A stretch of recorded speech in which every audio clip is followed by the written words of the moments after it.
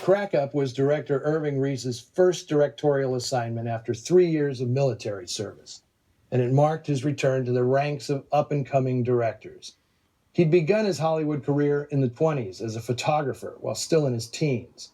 And by the early 30s, Reese had transitioned to being a writer and producer, primarily in radio, before Paramount signed him as a contract writer in 1938. Thanks to his facility with both words and pictures, Paramount gave him a crash course in film directing, which would never be put to use at the studio. Instead, Reese moved to RKO in 1940, where for the next 2 years he directed 7 B pictures, including a trio of the studio's popular Falcon series starring George Sanders. His first A picture was 1942's The Big Street, starring Lucille Ball and Henry Fonda, which featured writer-producer Damon Runyon's patented mix of fast-talking hijinks and maudlin sentiment. Now, Crack Up was not a hit. Although many reviews called it engaging and exciting, the complex storyline confounded critics and put a damper on any enthusiastic recommendations.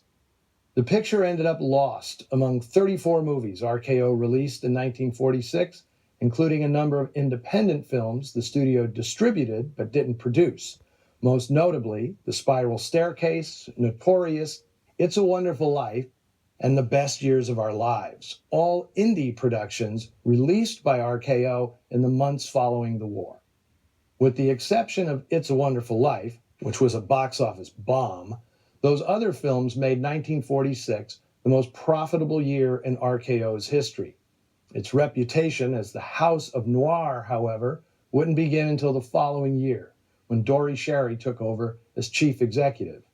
His storytelling taste and cost-cutting strategies would result in dozens of crime dramas being produced at RKO during his brief year-and-a-half tenure. This, however, was the last noir that Irving Reese would make. His next picture, The Bachelor and the Bobby Soxer, would be RKO's biggest hit of 1947.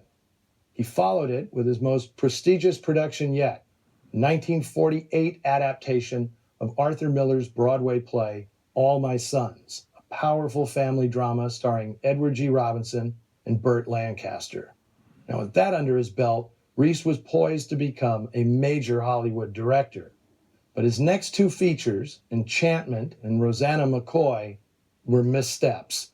The latter film, in fact, was a personal catastrophe for the director, who was ordered by producer Samuel Goldwyn to start production even though the script wasn't finished. And star Farley Granger recalled Reese being highly neurotic and his direction lackluster. Now, Reese was eventually replaced by uncredited Nicholas Ray. After that debacle, Reese was entrusted with only B-level budgets and stars for pictures like Dancing in the Dark, Three Husbands, and New Mexico. In 1951, producer Stanley Kramer offered him a lifeline, directing the film version of The Four Poster, the Tony-winning Broadway hit that starred Hume Cronin and Jessica Tandy. Every actor and actress in Hollywood wanted to be in the film version, which ended up starring Rex Harrison and Lily Palmer.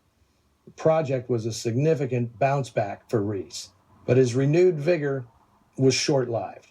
He died of cancer in 1953 at only 47 years of age.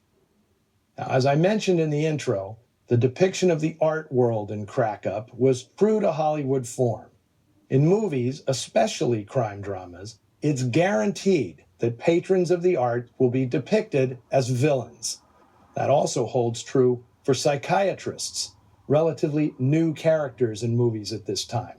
Modern art and psychoanalysis was regarded, on screen at least, with only slightly less contempt than Nazis and communists.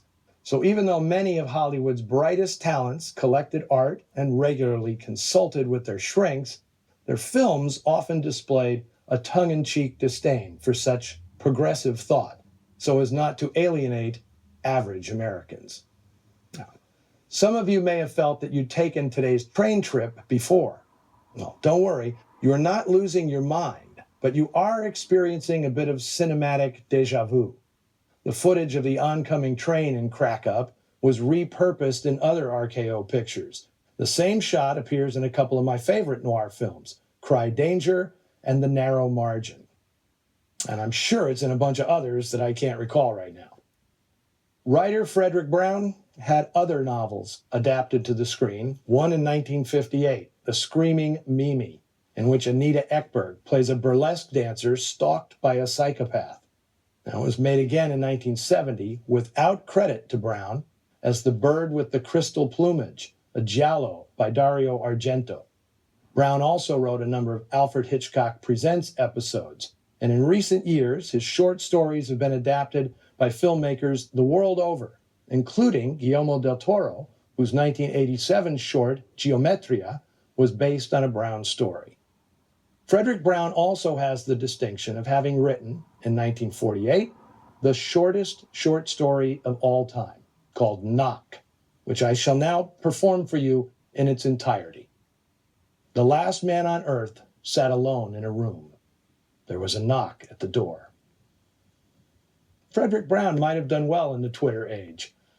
Speaking of which, keep our conversation going on the Noir Alley Twitter feed and Facebook page, and come back next time when I will proudly present Too Late for Tears, rescued from obscurity by the Film Noir Foundation's diligent restoration campaign.